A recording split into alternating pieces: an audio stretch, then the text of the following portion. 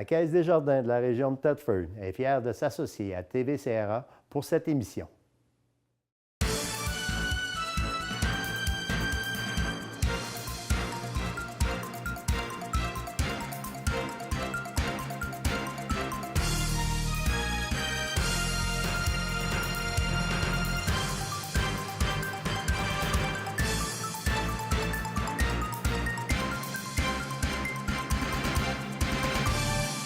Mesdames, Messieurs, bonsoir. À l'émission Le Touche à tout, ce soir, je n'ai qu'un invité. La semaine dernière, vous avez vu, j'en avais 4, mes chroniqueurs habituels, en tout cas 4 sur 5. Et aujourd'hui, j'ai le maire de la ville de Saint-Joseph-de-Coleraine, M. Gilles Gosselin. M. Gosselin, bonsoir. Bonsoir. On s'était vu au printemps dernier, je pense, au mois d'avril. Oui. Puis on n'avait pas eu le temps de passer à travers tous les sujets. Ça fait que Mario et moi, on s'était dit, bon, on va le réinviter au début de l'année. Donc, la semaine dernière, c'était ma première émission. On est rendu à la deuxième. On tient parole. Merci. On n'est pas comme certains politiciens qu'on nommera pas. Rappelez-vous, au mois d'avril, on parlait du fameux dossier de la route 112. Et là, on est rendu à la mi-septembre, même dans la vingtaine de septembre. Et là, ça a débloqué, ça a débouché. Et pourquoi qu'on en parle avec le maire de Coleraine? Parce que c'est un dossier très important pour vous autres, parce que vous y avez goûté plus que les autres.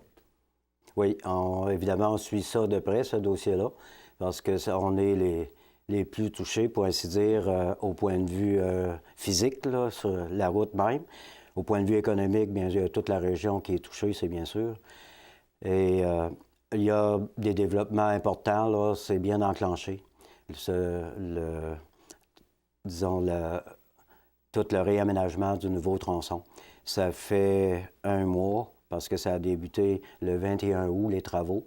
Ça a débuté à 2 endroits. Le déplacement des haldes, c'est une compagnie de la région de Cookshire, je pense, Couillard Construction, qui a obtenu ce contrat-là. Et la construction du pont sur la rivière Bécancour, avant d'arriver au secteur Thetford Mines, là, Black Lake, qui est une compagnie de Drummondville, Grandmont et Fils. Quand vous parlez du tronçon, là, quand on garde la route, là, quand on s'en allait, là, elle va être un peu plus haute, hein? Elle va être un peu plus haute. Si on vient de Sherbrooke, direction Thetford Mines, on passe du côté gauche du moulin de la société Lab, là, anciennement. OK. Et par rapport à Coleraine, on va arriver où quand on va arriver à Coleraine, si on part de Thetford? On dépasse l'aréna et là, il y a une petite montée. Avant d'arriver à la voie ferrée, on va bifurquer là, dans le boisé là, pour aller rejoindre le tracé de la ligne d'Hydro-Québec et faire une grande boucle vers la rivière Bécancour, revenir, traverser la rivière Bécancour près des épurations à secteur Black Lake et sortir en ligne directe avec le kiosque étoile là, sur l'ancienne route 112, sur le tronçon. Sur la 112 actuelle. C'est ça. OK.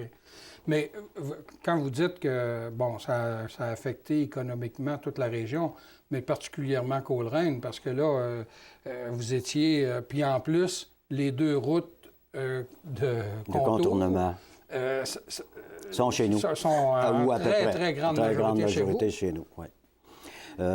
Au point de vue, disons, dérangement pour les gens, c'est sûr que c'est très grand chez nous, là. Secteur de Vimy Ridge, où il passait très peu de véhicules journalièrement, là, c'est un flot de véhicules, c'est des milliers de véhicules.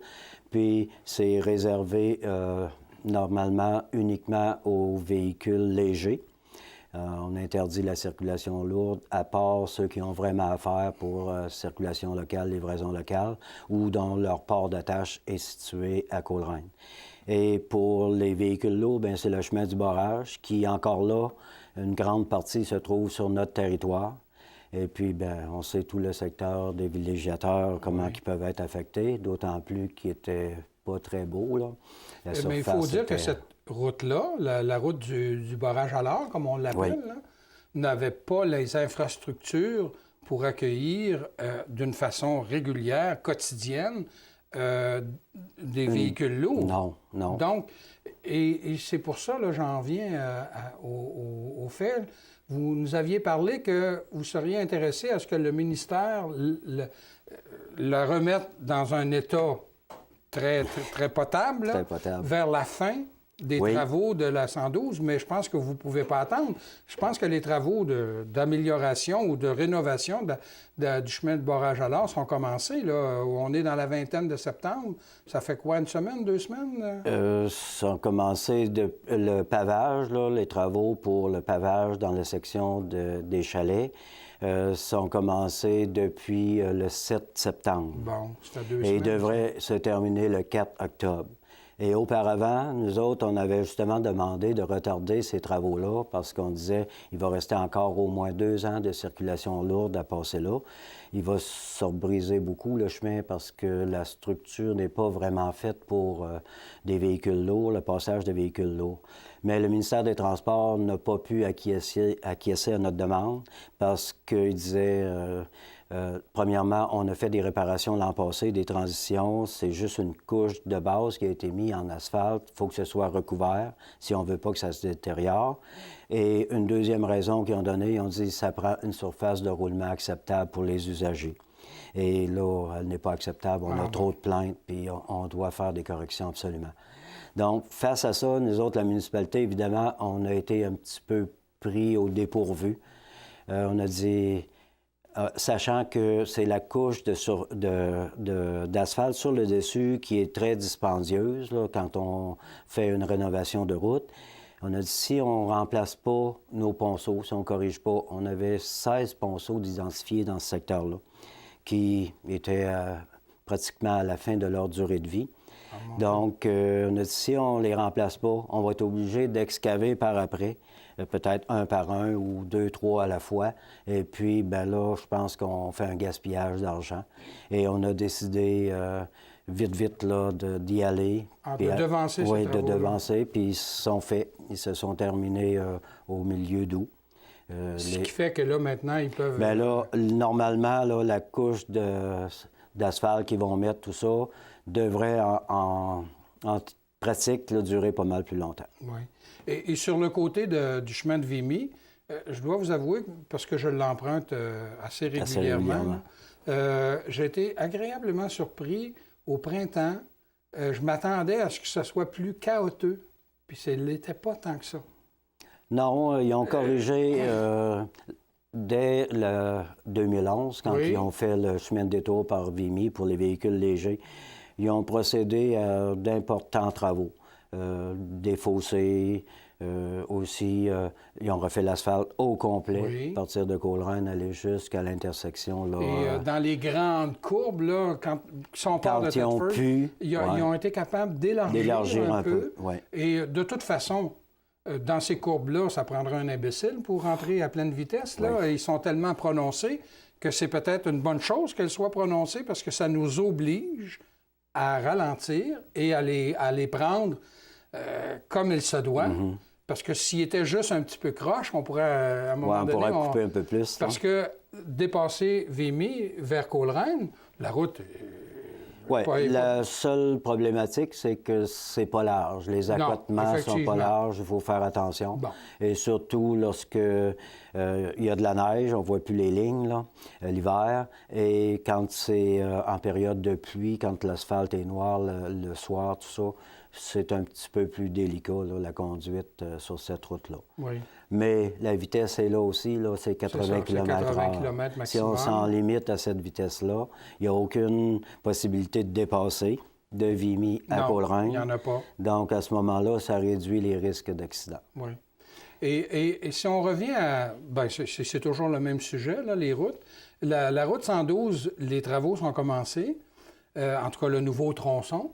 Ça va être prêt, utilisable, là. C'est quoi l'échéancier? C'est 2015? C'est 2015. C'est automne 2015. 2015, on est en tout à cas, l'automne 2013, donc ça nous donne 2 ans, là. Oui. D'après mes dernières informations, toutes récentes, ça suit son cours et ils sont en mesure, à date, là, ils prévoient être en mesure de respecter l'échéancier. Est-ce que Ça va être une bonne nouvelle pour tout le monde. Oui, l'échéancier 2015. initial, ça, oui. Oui. Il y a Ben, pas au eu de début, retard. il parlait de 2014. Ouais. Mais là, quand est arrivé toute la problématique de l'amiante et tout ça, Ah, là, ouais. ben, ça l'a étendu un petit peu, là, ça l'a allongé les délais. OK. Mais là, on dit automne 2015. Automne Donc, 2015. on est à l'automne 2013, ce qui Il veut dire reste qu'il nous reste encore 2 ans de patienter. malheureusement. Malheureusement. Oui, parce Mais que... avec, par exemple, les améliorations sur le chemin du barrage, ça va être un plus aussi pour Oui. les camionneurs, entre autres, les transporteurs lourds, et les gens qui viennent de Disraeli, qui, pour la plupart, passent par le chemin du barrage pour se rendre à Thetford. Donc, vont voir une bonne amélioration. Oui. Mais là, c'est les citoyens de Vimy, à un moment donné, je sais qu'on a vu ça là, dans les médias. Il y en a que de tranquillité, là, il y en a pris pour leur rhume, oui. c'est sûr. Puis même les villégiateurs, là... les villégiateurs parce aussi. Parce qu'il y en a beaucoup, et c'est presque la majorité maintenant, hein, je pense qu'ils sont permanents, là. Il y en a plusieurs, oui. Oui. Et là, par cœur, je ne peux pas vous dire le nombre. Avec les camions, là, ça aussi, c'est pas... Ils trouvent ça rough, comme on dit, là. Parce que si la surface de roulement était très belle, il y aurait moins de bruit. Mais là, avec tous les vallons qu'il y a, puis les chaos, bien, les boîtes de métal, vous savez qu'est-ce que ça fait, là, dans un camion? Ça fait que c'est assez pénible là, d'avoir la tranquillité dans ce secteur-là. Malgré tout, la corporation municipale, vous travaillez toujours à l'amélioration de la situation chez vous. Et dans ce contexte-là, vous vous êtes porté acquéreur, je pense que c'est au printemps, de l'édifice qui abritait Métal Coleraine, c'est bien ça? Oui. Pour en faire ce qu'on appelle un complexe, un motel industriel. Un motel industriel, oui. Au mois de mars cette année, 2013, via le Comité de développement industriel et commercial, mais c'est la municipalité qui offre la garantie de prêt pour l'achat du bâtiment. Et on a eu aussi une aide de la Caisse populaire, très importante, de 25 000 Si on se rappelle un petit peu l'historique de ce dossier-là, en 1998, là, après qu'il y ait eu une assemblée, une réunion importante de tous les intervenants de la municipalité, parrainée par la SADC, il avait été émis l'idée de former un comité de développement industriel et commercial. Ça a été fait en 1998. Ils ont obtenu leur lettre patente. Et l'objectif était de voir à la construction d'un bâtiment industriel à ce moment-là. Et même les sociétaires de la Caisse populaire de Coleraine de l'époque avaient tous consenti, en tout cas la plupart, à donner leur ristourne cette année-là, mettre ça dans un fonds qui servirait à la construction du bâtiment industriel. Un fonds de départ. Un fonds de départ. Et il y avait un montant d'environ tout près de 50 000 qui avait été recueilli à ce moment-là. C'est pas négligeable. Ce qui fait qu'il restait, au moment de l'acquisition, au mois de mars, au comité, un 35 000 là-dessus, parce qu'il avait fait des tentatives qui sont avérées infructueuses. Là, il avait eu un petit peu de dépensé de l'argent, mais il restait un montant tout de même appréciable de 35 000 qui a été utilisé pour ça. Le Fonds de diversification du secteur sud, via... Quand on parle du secteur sud de la MRC, là, c'est Disraeli, c'est ça, Saint-Julien et les 8 municipalités dans ce secteur-là, a octroyé, a consenti une aide là, via le Fonds de soutien aux territoires en difficulté de 70 000 pour faire des améliorations, parce que c'était un immense bâtiment avec aucune séparation, si on veut dire. Nous autres, on le transforme en 4 grands locaux industriels. Et pour faire ces murs, des murs, faire les entrées électriques, tout ça, on a eu une aide financière de ce fonds-là de 70 000 C'est très, très appréciable parce que je pense que sans toutes ces choses-là, on n'aurait pas pu envisager une telle... À cette époque-là, la bâtisse vous appartenait déjà ou... Vous l'avez acheté? On l'a acheté en ayant fait toutes ces demandes-là, puis, sachant que ça allait déboucher, on a dit on peut se permettre d'en faire l'acquisition. Puis en plus, on avait déjà 2 locataires de trouver. Ah bon, vous avez avec, deux locataires? avec des baux signés là, en bonne et due forme, parce qu'on ne voulait pas se retrouver avec un bâtiment avec 4 grands espaces dedans. Puis là, on est obligé de payer tous les frais, le chauffer, tout ça. Ouais, la coquille vide. La coquille vide, puis sans avoir au moins un peu de revenus pour subvenir là, aux besoins les plus essentiels. Mais est-ce que les deux locataires sont déjà à l'intérieur? Oui, du oui, ils sont motel? déjà. Ah oui, alors c'est oui. qui? C'est Alumi-Pro VR qui était installé à Disraeli, mais il fallait de toute manière qu'il déménage, chercher un autre local. Et là, bien, ça lui convenait. Et, Ils doivent avoir pris, eux autres, une grande partie de l'usine en arrière? la dernière partie à l'arrière, Ah, c'est oui, bon. exact, oui. Et c'était la partie aussi la plus neuve, là. Ah bon. Puis c'est elle qui a plus d'espace pour entreposer les roulottes, tout ça, même. Ils en ont jusqu'au Ouais, mais ils ont bout, besoin là. d'espace, Ils ont eux besoin autres, de ouais. beaucoup d'espace. Puis les bureaux à l'avant ont été loués à la compagnie Percotec, qui était installée. Eux autres, ils font des tests de sol, tout ça. C'est une nouvelle compagnie à Coleraine qui existe depuis seulement quelques années. Ils étaient installés à l'Auberge des Monts et ils ont déménagé dans les bureaux à l'avant, là, pour du métal Coleraine. Ils sont bien situés. Ils ont des projets d'expansion. Là. On espère qu'ils vont pouvoir les concrétiser parce qu'on a encore des espaces à louer. Oui, alors là, si vous me dites que vous aviez divisé cette bâtisse-là en 4 parties... À date, c'est prévu pour 4. Bon, puis là, il y en a 2, mais Il y en a 2 de louer. Des prospects? On a fait des approches, mais il n'y a rien de concret pour le moment. Coleraine, vous avez, je ne sais pas si je peux dire ça comme ça, le défaut d'être entre Disraeli et Thetford. Hein? Oui, c'est un peu ça. Vous C'est un petit handicap, moi, probablement. le handicap, là. je cherchais le mot, là, mais c'est plus un handicap, oui. C'est bien sûr des industriels, quand ils regardent ça comme faux, ben, ils disent ouais, m'installer, il y a des frais, tout ça. Peut-être aussi bien m'installer près de où il y a plus de services. Mais aujourd'hui, les distances, là, ça n'a plus d'importance. Puis en tout cas, je veux qu'on fasse bien la promotion, que s'il s'installe à Coleraine, il va être bien traité et qu'on va s'occuper d'eux autres, puis ça va être des prix bien abordables. Et quand vous dites ça, là, puis vous allez savoir, je parle des jeunes La Flamme, là, qui sont installés à Coleraine. Là. Oui, mais eux autres, ils ont déjà leur propre site. Mais ce que je veux dire, c'est qu'ils m'ont dit exactement ça. Eux autres, là, Coleraine, c'est correct pour eux autres parce qu'il n'y a pas de distance. Ils peuvent tout faire par Internet. Oui, avec les technologies technologies et puis quand ils ont besoin de se aujourd'hui, déplacer, c'est pas pire de partir de Coleraine que de partir de Thetford ou d'Israéli, peu importe. Mais eux autres, je les ai reçus ici. Là, OK. et c'est exactement ce qu'ils me disaient, eux autres aussi. Ils disaient, nous, on est installés à Coleraine, puis on va rester là parce que pour les services qu'on a besoin, on a ce qu'on veut. Puis on a tout le service Internet requis avec les pour pouvoir nouvelles répondre technologies, aux c'est besoins de nos clients. Bien des Ils choses se restent font à là, eux distance, autres, là. oui. Aujourd'hui, bien des transactions, ça se fait à distance aussi. Même, il y a des gens qui travaillent à distance quand on a besoin d'un spécialiste, tout ça. Eux autres, c'est leur cas, dans le cas des industries La Flamme. Oui. Il y a un dossier que j'aimerais aborder avec vous, c'est la mine Lab. Oui. Qui était, à venir jusqu'à il y a quelques années, le plus important contributeur, ou en tout cas la vache à lait de Coleraine. La vache à lait, oui. Vous me disiez, juste avant le début de l'émission, que le secteur minier représente même plus de 10 J'étais très surpris de vous entendre dire ça, je vous crois, là, mais ouf!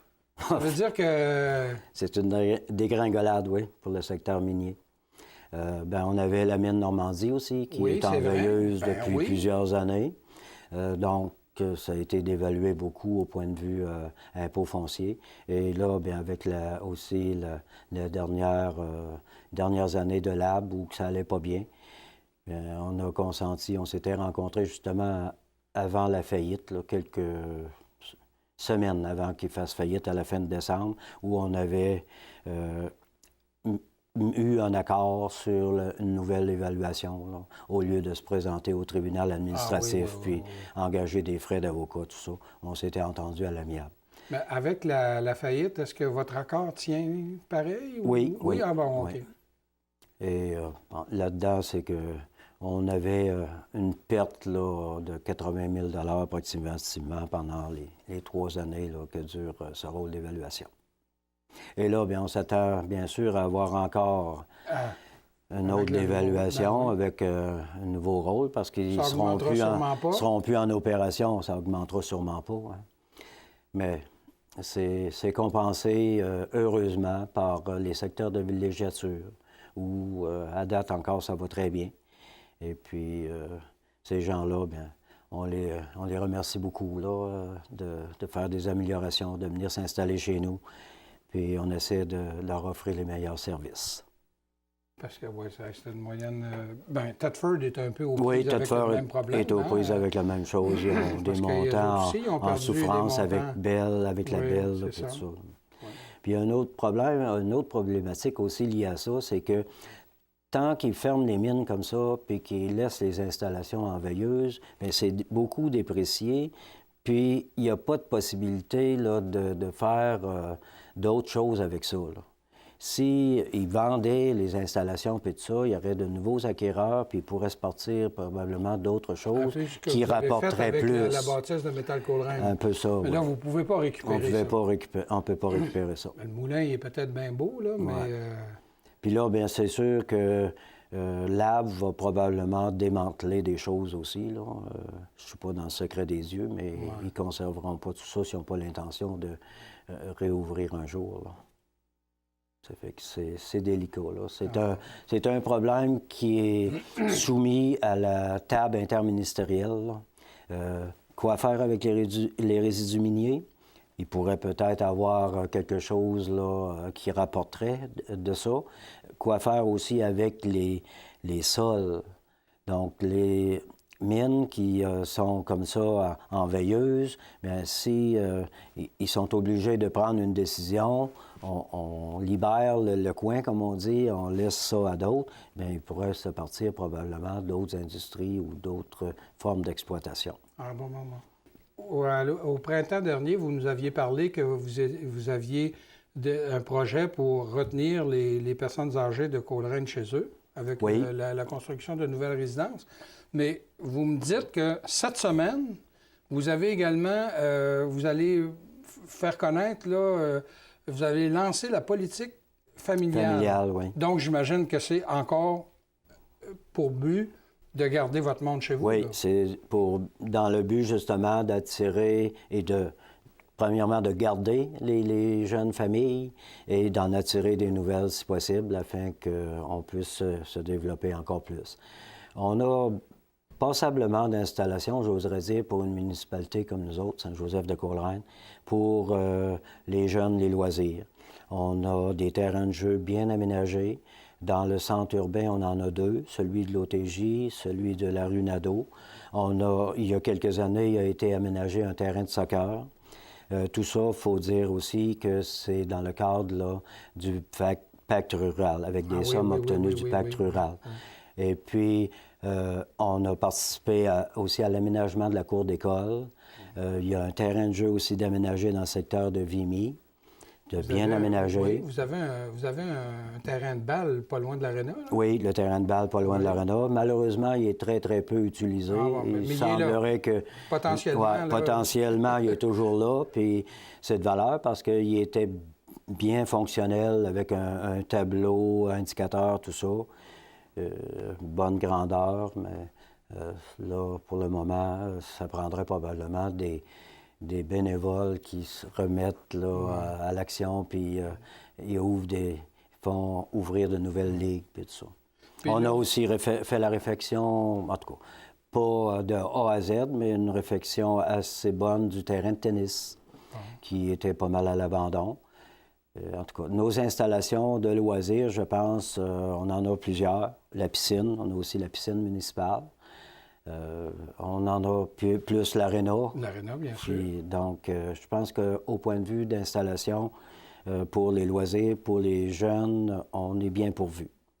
Et on va continuer à penser aussi famille dans le but de ça, d'une politique familiale, c'est de penser famille dans l'élaboration de nos services et de toutes nos politiques. Donc, quand on a une idée, on va faire ça comme ça parce qu'on veut que les familles participent le plus possible et qu'ils se sentent bien à l'aise.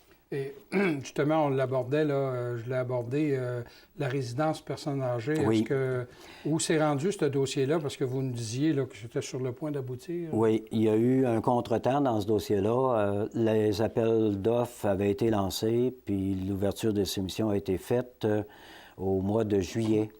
Mais par contre, les sommes étaient trop élevées là, pour cadrer avec les programmes existants. Là, parce qu'il y a des programmes subventionnés là-dedans. Et puis, c'était trop élevé. Et le comité a dû, comme on dit, refaire ses devoirs et refaire un autre appel d'offres. Les soumissions ont été ouvertes il y a quelques jours. Et si tout se déroule bien, cette fois-ci, la construction va débuter dans les jours qui viennent. Ah bon, Au courant du mois d'octobre. Ah, bon. Donc, c'est à la place concrétisée, là.